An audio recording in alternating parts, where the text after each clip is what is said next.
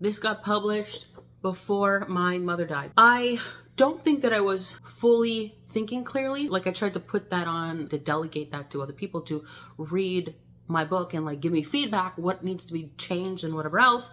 And I feel like they didn't. Why are there two versions of this? The brown one and the white one, or the light beige, whatever you want to call it. Here's why. I've been working on this one. This is the new one. This is the original that I published last year. If you have this version, email me and I'm going to send you one of these, okay? info@natashahynes.com. It'll be in the description below. If you have this one, I will send this to you for free, okay? This is the updated version. It's the new one. You want the white cover. It is thicker because there's more stuff in it. I changed some things. The formatting is different. It's across the board so much better. I'm really, really proud of this. The reason I published that one last year, as I was living in the absolute chaos of my relative's home, being bullied the entire time, and also having my cat basically dying of cancer, I managed to complete, I managed to complete this book, and I felt pressured to publish it for an income, for the astrology at the time, and just something telling me to just do it. And like I said, I'm woo-woo. I really do believe that I was divinely pushed because this got published before my mother died. So my mother knew that it was up, bought a few copies.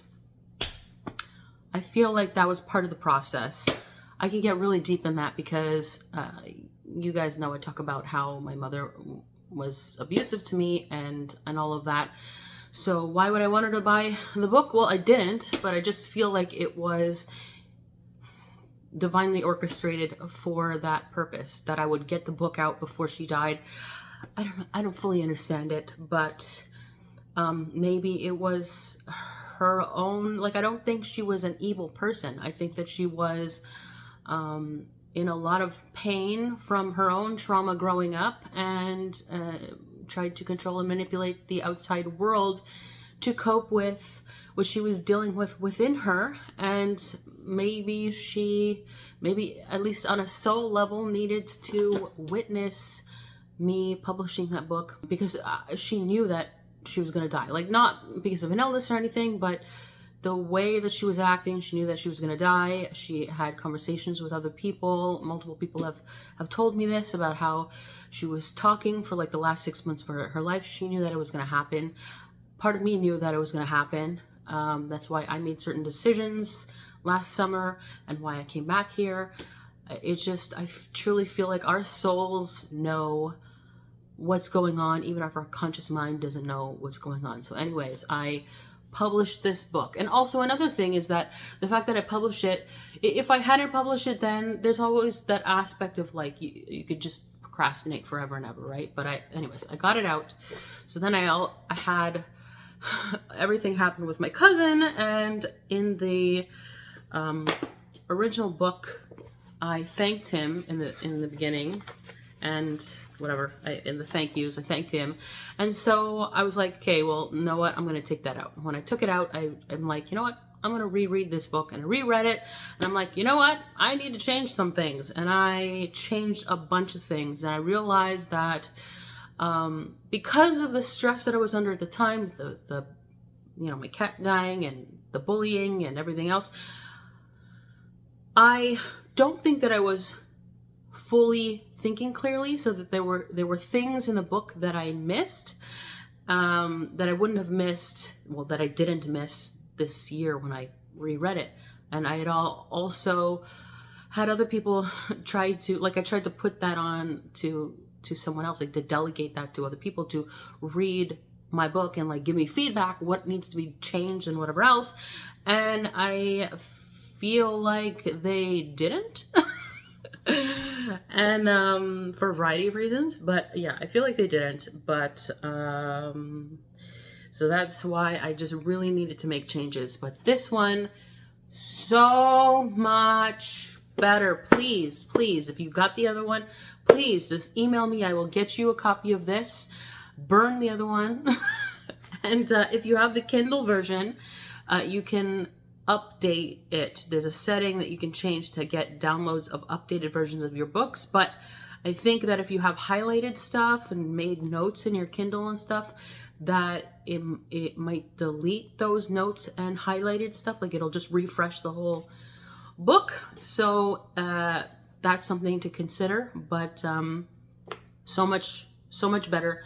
Very, very, very much worth it. I highly recommend that you get this one. And if you didn't buy the book at all, please look into this, because if you are someone who has struggled with your self-esteem or self-love, putting yourself first, boundaries, self-forgiveness, forgiving others in the right context, this is a book that I truly believe will be very enlightening. Like, I'm really proud of it.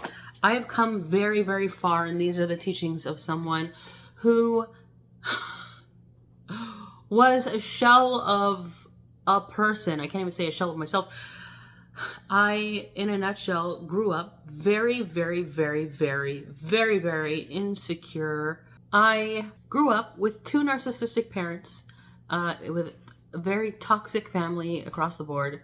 And they demolished my self-esteem. They pushed me into such deep self-hate that I basically wanted to unalive myself like the majority of my life. And I struggled with an eating disorder for at least a decade.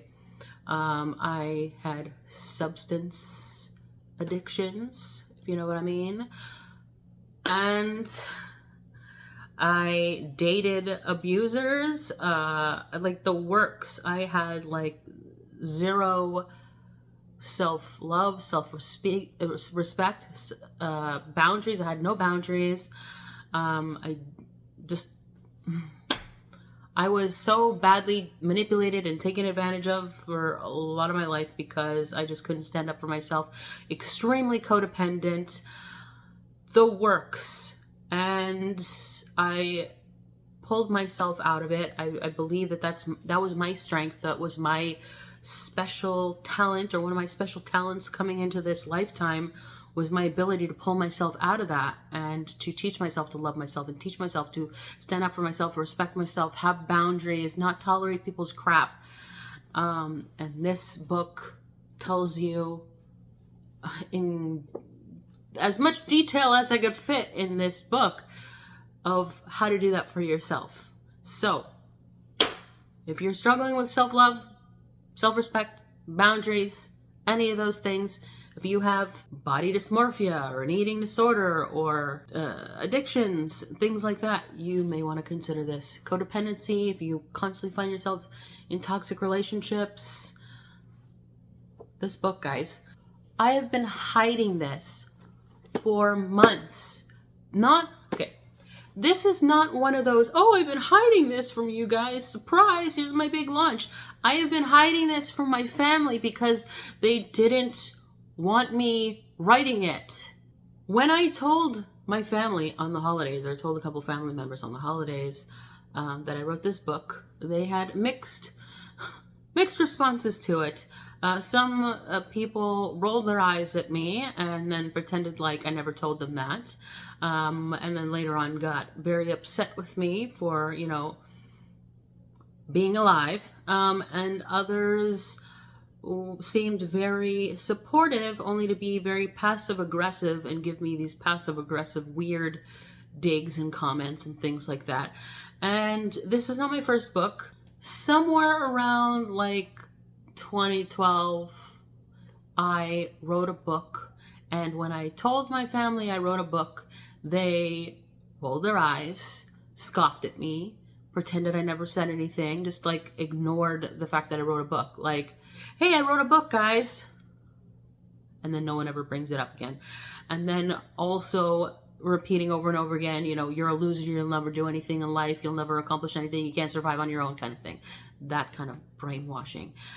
And so I learned my lesson from that experience, and I knew that I couldn't possibly tell them about this book and get some sort of positive reaction from them. And when I tried, I didn't get a positive reaction from people. And having to be put in a position where I was living with a narcissist who didn't want me to grow into being self-sufficient and leaving and being able to live on my own and not be their slave anymore, I knew that I couldn't tell them that I was doing something extremely productive for myself and for the world. I guess that's, in my opinion, because I think that this is a really good book, that it's really going to help people. And I couldn't talk about it with anyone around me because they wouldn't have had a good reaction to it, and their bad energy would have affected me and my motivation to finish this and get this out. I just didn't want to hear it, so I just hid it. I didn't tell anybody about it. Also, I was concerned about sabotage. I was concerned about triggering my abuser and having him make my life more difficult every time I was typing on my computer, because he knew that I was planning my escape, essentially. It's available on Amazon worldwide. Okay, you go to your country's version of Amazon, amazon.com, amazon.ca, whatever it is, and that's where you're going to find it. So yeah, that's why there are 2 books. Thank you very much.